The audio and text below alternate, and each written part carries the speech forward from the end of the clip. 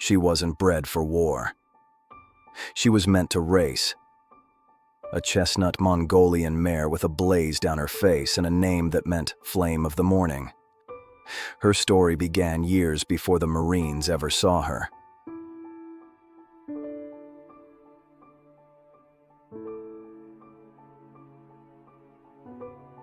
She was born in South Korea in 1948, the daughter of a racehorse named Flame, a mare once owned by a Japanese officer and later reclaimed by a teenage stable hand named Kim Huk Moon. That name, Kim Huk Moon, was a pseudonym. After the Korean War, he chose to remain anonymous, not out of shame, but out of quiet dignity.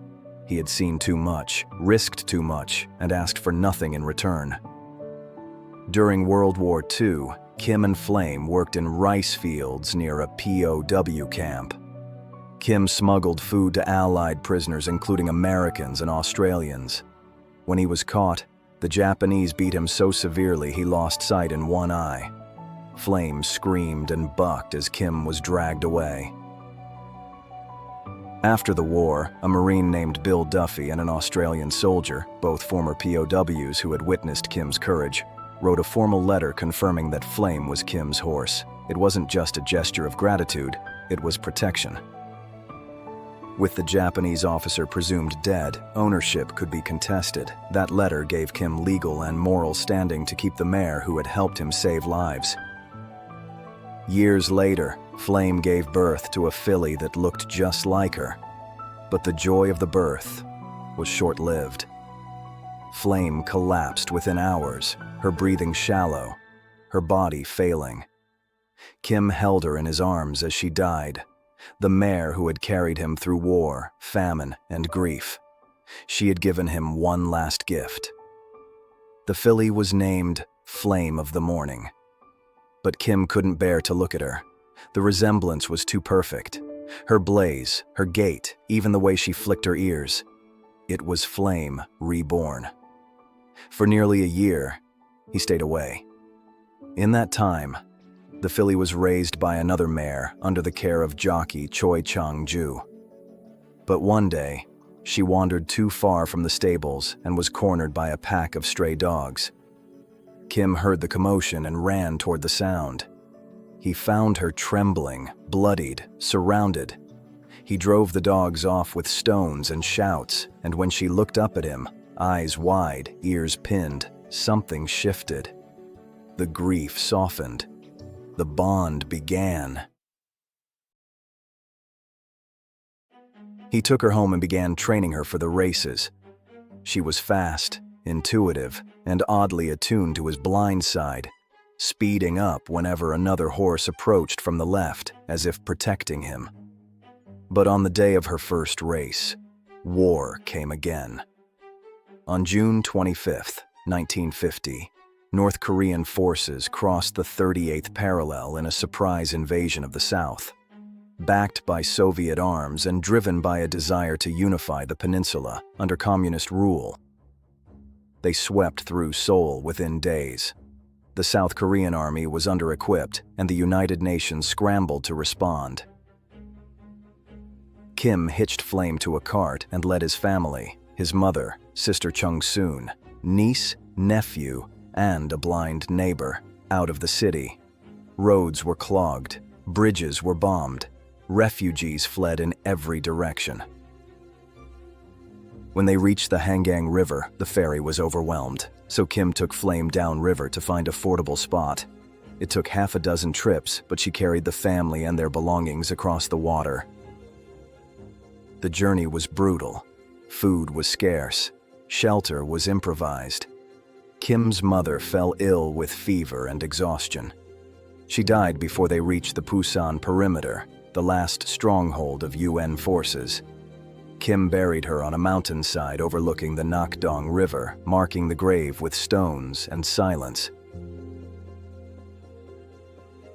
In 1952, Kim returned to Seoul. The racetrack was now a landing field, but he found a stall for Flame. With racing out of the question, she hauled rice to government warehouses. Children fed her grass from the hills. She was part of the family. Then, Tragedy struck again. Chung Soon was working in a rice field when another worker stepped on a landmine. Her leg was so badly injured it had to be amputated. Kim vowed to find her an artificial leg. A friend, Choi Chung-ju, now a one-armed veteran of the Battle of Wonju, helped. He beat the stump of his arm with a stick to swell it so he could be admitted to a military hospital and pass medication to Chung Soon. When Kim saw Korean soldiers walking on prosthetic legs, he knew what he had to do. That same spring, Lieutenant Eric Peterson, commander of the recoilless rifle platoon, arrived at the racetrack. He was looking for a horse, something that could carry ammunition over terrain too steep for trucks. Choi led him to Flame's stall. Peterson was surprised. She walked right up to him, calm and unafraid. At first, Kim refused to sell her, but when Peterson offered $250, Kim asked Choi if it would be enough to buy Chung Soon a leg. Choi said yes. Kim agreed. Peterson loaded Flame onto a trailer and drove away. One friendship had begun. Another was left crying in the stall's hay. When the Mongolian mare arrived at the platoon's camp, she wasn't just unloaded, she was introduced. Private First Class Monroe Coleman and Technical Sergeant Joe Latham were assigned to her care. Not as handlers, but as trainers. They didn't treat her like cargo.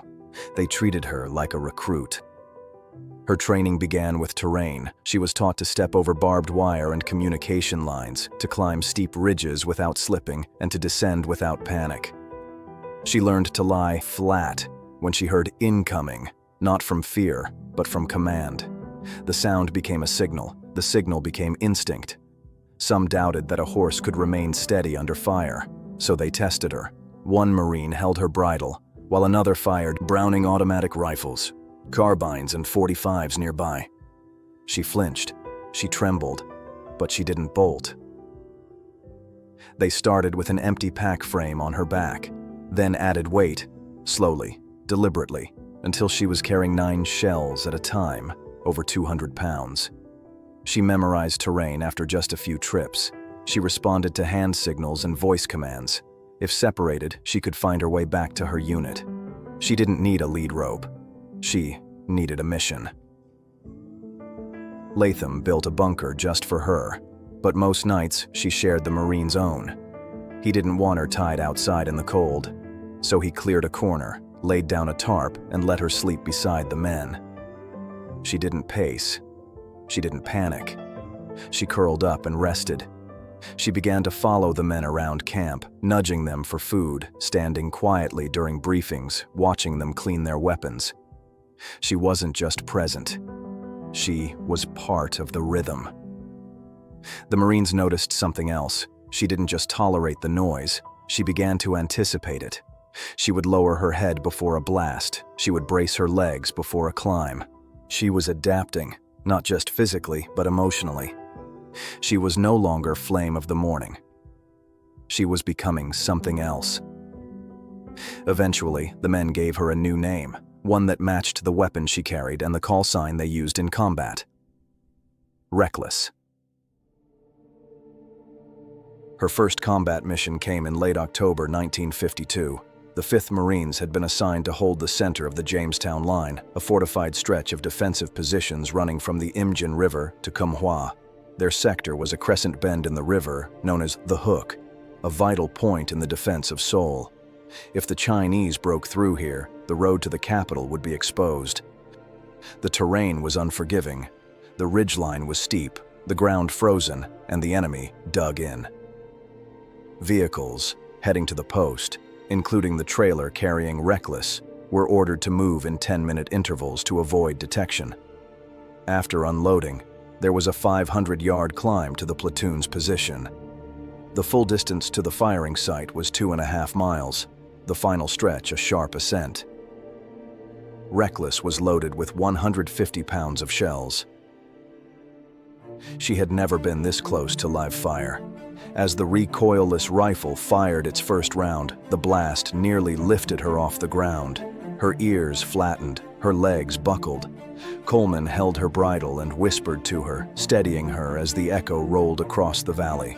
The second shot roared just as loudly. Again, she went airborne, though not as high. Coleman talked her down, his voice low and constant. She shook her head, trying to stop the ringing in her ears. Then a third round left the tube. This time, she stood closer to Coleman and trembled from the concussion. But she didn't jump. She breathed more easily. The Marines watched in silence. They had seen men break under less, but Reckless stayed. Throughout the day, she was sweating. The Marines assumed it was the weight of the shells, but later, veterinarians explained. Horses only sweat when they're afraid. She was terrified. But she did everything the Marines asked of her, delivering 30 shells over half a dozen trips. She climbed the ridgeline again and again, navigating frozen mud, jagged rocks, and the constant threat of enemy fire. She didn't flinch when mortars landed nearby. She didn't bolt when machine guns rattled in the distance. She kept moving, ears back, head low, legs steady. The ammunition she supplied helped destroy Chinese trench-making positions. It kept the recoilless rifles firing. It kept the line from breaking. When the mission ended, she was so hungry she ate the liner out of a helmet. The Marines didn't stop her. They just watched, exhausted, grateful, and quietly amazed. That night, she slept beside them in the bunker. No one tied her up. No one gave her orders. She curled up in the corner, her body still trembling, and rested. She had passed her test. She was no longer just a horse. She was part of the platoon. Her battlefield service didn't go unnoticed. She had carried more than any pack mule ever could, not just in weight, but in resolve. In the weeks that followed her combat debut, the Marines made it official. She was promoted to corporal, not as a novelty, but as a gesture of respect. Later, she was named sergeant, her rank rising alongside the stories that spread through the division. She had become a legend in motion, not just among the 5th Marines, but across the entire 1st Division. And in 1959, the recognition became permanent. The Commandant of the Marine Corps approved her final promotion, Staff Sergeant. It wasn't ceremonial, it was earned. Her name appeared on official rosters. She was referred to as Staff Sergeant Reckless in formal settings. She was saluted. She was the first horse in Marine Corps history to take part in an amphibious landing. Not a mascot, not a pet. She was a Marine, trained, trusted, and deployed under fire. She earned her place not through ceremony, but through service, carrying ammunition under fire, navigating minefields, and standing shoulder to shoulder with her unit. Years later, she wasn't retired as a mascot. She was retired as personnel, because she was one of them. Her decorations told the story in ribbons and citations.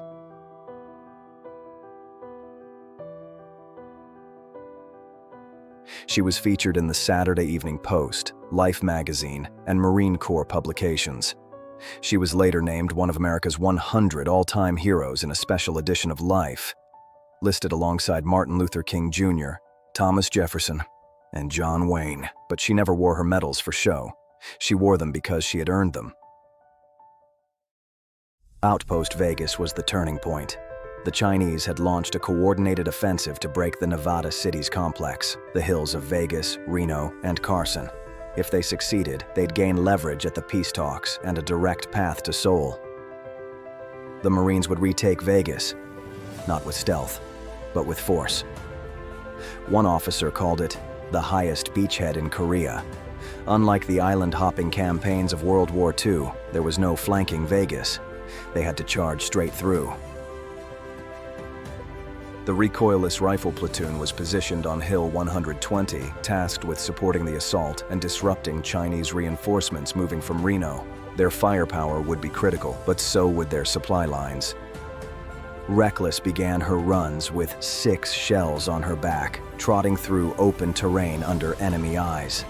She climbed one ridge, descended, then charged up the final hill, showering Marines behind her with dirt and stones. She treated the trail like a racetrack, galloping up a 45-degree incline with 150 pounds strapped to her saddle. Lieutenant Peterson moved the firing sight forward, lengthening her route. She adjusted without hesitation. The full run was over 1,200 yards. She made 2 trips for everyone taken by Marines, carrying nearly 180 pounds each time. Toward the end of the battle, she began to slow. Sergeant Latham gave her minute-long rests and shared his limited water and sea rations. By 1 p.m., she had made 10 trips. She was breathing hard, sweating, and sometimes arrived to find the company had moved. But she was never confused. She found them, she waited, she delivered. With casualties mounting, Reckless took on a new role: stretcher bearer. She adjusted quickly. One veteran recalled seeing her emerge from the smoke with a wounded Marine on her back and thinking, a guardian angel is riding her. Chinese snipers began targeting her. She ignored the bullets. Her load increased to 8 shells, 200 pounds. With the saddle, she carried 250. Coleman collapsed at the summit, gasping for breath. She made do by eating the liner of a helmet. Then a mortar landed nearby. Shrapnel sliced her above the left eye. Later, she was hit again, this time on the flank. Still, she completed her 40th trip. By the second day, Reckless was limping. She had lost weight. Her bridle had rubbed her raw. But she didn't stop. Explosives rained down on Vegas, more than a ton per minute. She shuddered from exhaustion, not fear. The Reckless platoon fired directly into enemy trenches, pinning down reinforcements and clearing the way for the infantry. With her help, the Marines retook Vegas. By 3 p.m. on the 28th, the summit was in American hands. Hill Reno was deemed too costly to retake. Instead, bombs and artillery pulverized it. For 2 more days, the Chinese tried to reclaim Vegas. They failed. On the morning of the 30th, the Marines sang the Marines' hymn. After 80 hours of combat, the bloodiest battle on the Western Front was over. More than 105,000 shells had been fired, so many that some collided mid-air. 18 Medals of Honor were awarded during the war, a testament to the extraordinary courage shown in its most brutal chapters. 10 Navy Crosses followed. 1,015 Marines became casualties. 116 were killed, 801 wounded, 98 missing, including 19 captured. The line held, not by luck, but by grit, sacrifice, and the refusal to yield. Reckless had carried 386 rounds, nearly 5 tons of explosives, over 35 miles in 51 trips. She didn't ask for rest. She didn't ask for recognition. She just kept going. When Reckless arrived in the United States, she was greeted with full military honors. She had earned them, not through ceremony, but through sweat, shrapnel, and 51 trips under fire. She was housed at Camp Pendleton, where she lived among the Marines she had served beside. She wasn't stabled at the edge of the base. She was placed near the barracks. She wandered freely. She nudged Marines for food. She curled up beside their bunks when the weather turned cold. She attended Marine Corps birthday balls, walked in parades, and appeared on television. She gave birth to 4 foals. None survived. But she remained a presence, quiet, steady, and unmistakably part of the Corps. Her appetite was legendary. She ate scrambled eggs, beer, Coca-Cola, and once $30 worth of poker chips. She was never ridden. She was retired personnel. And almost immediately, Hollywood came calling. Marine veteran Andrew Gere wrote the first book about her. Reckless, Pride of the Marines. He believed her story should be told, but told right. Not as a comedy, not as a gimmick, but as a tribute. Hollywood had other ideas. One producer wanted to turn her into the next Francis the Talking Mule. Gere asked how much he'd donate to a foundation for the children and wives of Marines, a requirement for public appearances. The producer said nothing. Gere said that was all the footage he'd get. There's a long-standing rumor that even John Wayne's Bat Jack Productions considered a film starring Reckless, one where she'd steal every scene. Whether or not it was ever formally pitched, the idea alone speaks to the legend she became. Years later, author Robin Hutton wrote a screenplay. It was faithful, it was ready. But when Steven Spielberg announced War Horse, no producer would touch Reckless's story. Competing with an A-lister was deemed impossible. And so, the mare, who had outrun mortars, carried wounded Marines, and helped turn the tide of a war, never made it to the silver screen. She didn't need it. She had already made history. Reckless's legacy didn't fade with the war. It grew, quietly, steadily, in the places where Marines gather, remember, and teach. Her likeness stands in bronze at Camp Pendleton, where she once slept beside the men she served with, at Fort Benning, where her story is taught to new recruits, in Las Vegas, where veterans still salute her, and at Semper Fidelis Memorial Park in Quantico, where children place flowers at her feet and ask who she was. She's been formally honored by Congress. Her service is recognized by the Department of Defense. Her image has appeared in documentaries and in the pages of Life magazine, alongside America's greatest heroes. Among Marines, her story is still told, not for what she represented, but for what she did. She didn't symbolize courage, she demonstrated it. She was born in Korea. She served in war. She retired in California, and she is remembered across the world. She crossed rivers with a cart. She climbed ridgelines under fire. She carried shells, wounded men, and the weight of a platoon's hope. Reckless didn't speak, but she left a record of service, of memory, and of quiet strength. She didn't ask to be remembered, but she is. Not for the medals she wore, not for the headlines or the parades, but for the miles she walked, for the lives she carried, for the silence she kept. She was a Marine, and she still is, in memory, in bronze, in every story told where courage has no voice, but leaves a trail. And on the skyline, she would come in and out of focus. And it's like a ghost going up the ridge line. You see, there's that mare of the Reckless rifles, and she's not going to live long. I thought she's never going to see daylight. And I told the guys, I said, it has to be an angel riding that mare. Of course, I was a ranch kid. I knew what the horses should be able to do. And I said, only an angel has to be riding her. There's no way she's going to live through this. And she did.